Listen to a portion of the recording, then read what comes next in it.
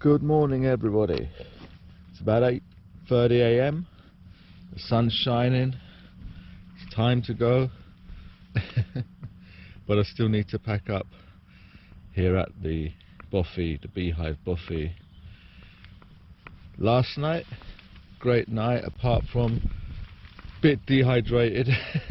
Woke up after drinking all my water, feeling really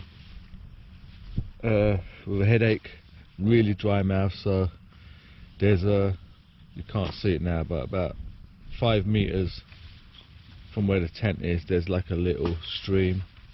So head torch on, fill my water bottle up. Got this one. That's what I said on one of my videos, like kit video. It's so easy now to fill up with water from the stream. It's a bit yellowy, the water there, but it's fine. Put a couple of tablets in, waited half an hour, drank it with the to kill the taste of the tablet a little bit. Feeling really nice now. I'm going to go now again, get more water, make a coffee, and my morning oats as well. I'm in no hurry. Here's the bothy's water source. As you can see,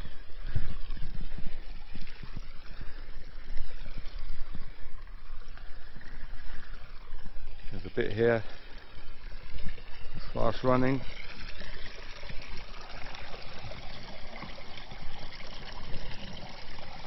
Easy. See the water. Clear. No, there's a bit yellowy brown, but that's the bottle as well. Smells fine. That's all my little test. Has to be running. I'll put some tablets in now and enjoy this.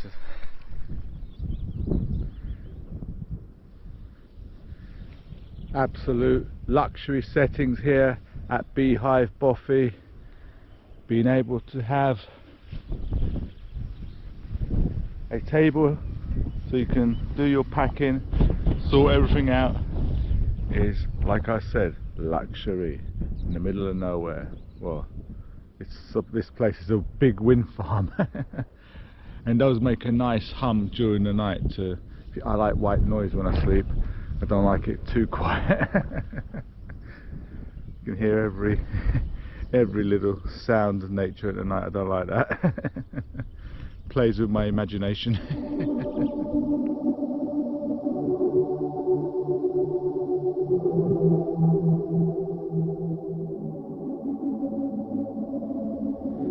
Lagan standing stones. These lonely sentinels have marked the route of this moor for about 4,000 years.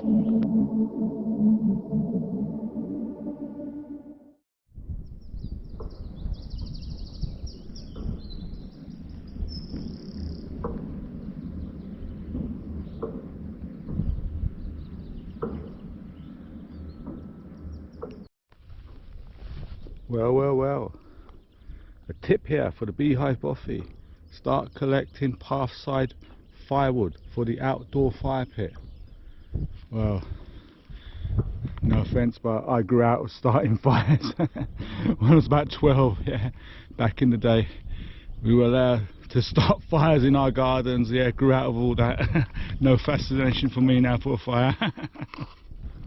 So approaching the summit cane, Craig Airy Fell, about 320 meters above sea level, and finally got a 4G signal up here. I hadn't had one for about a day, so I'll be checking my stuff.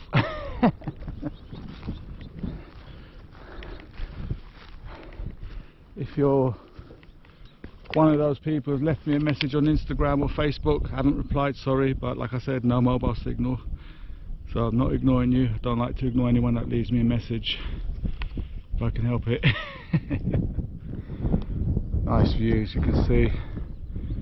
It's all wind farms. This is a massive wind farm installation. I walked yesterday evening and today. I'll leave no opinion about what I think of these things. Make your own mind up. There's a detour here if you want to take it to Lynn's tomb on Craig Moddy Fell. Well, it's about half a mile away, so a mile detour. No thank you, sorry Lynn. The road for me is straight on. I can see now why the Scottish man at the start of the trail by the sea told me to make sure I camp at Beehive Bothy. Glad I took his advice, because there's absolutely zero possibilities to wild camp. Maybe up there where there's a little loch, but you probably have to climb the fence because it's all cordoned off. But nothing else for another 7 miles I've walked today. It's really hot. I am suffering a bit from dehydration. I'm trying to drink as much water as possible, but it's really difficult to find it. When I do, I load up, but this is it.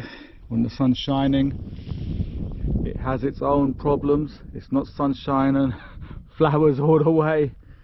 Dehydration is just as bad as hypothermia for you, so do not discount any of those two conditions. Well, trail cameras warning, operating in this area. Seems these cameras, Big Brother, encroaching everywhere. Can't even get away from it on a trail. These trees all along here look like they've taken the brunt of a storm, probably the Great Storm of '87 maybe. Just a little heads up to all you owners of expensive Swedish nylon, otherwise known as Hillingbird tents. These trees probably stood for hundreds of years and nature toppled them, yeah, so remember that, yeah. Just to clarify that little diatribe. If you go on any UK forum, any forum, you always got these owners of those tents. They think their tent is indestructible because they paid about £2 for it. They think they can survive anything, yeah? No it won't. No it won't. You just haven't found a storm strong enough to blow it apart. Just remember, any tent, whether it's a 50 quid tent from Argos or a £5 tent from Terra Nova, yeah? If a couple of the guy lines and the pegs loosen, your tent ain't standing if there's a big enough storm, yeah? So always check your tent pegs when there's a lot of wind, because one of those goes, you're in trouble.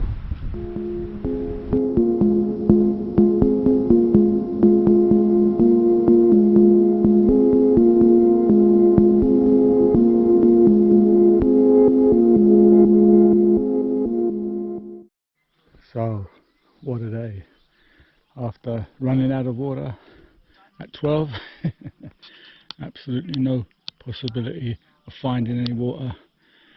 I'm at Glendraw campsite. It's about a mile off trail, but I'm well happy. There's a water tap here in the shop. And I need to take on water before the next section as well. And there's a little camp shop you can get stuff if you need as well. People here at Glendraw, brilliant people, really friendly, so I can recommend this place.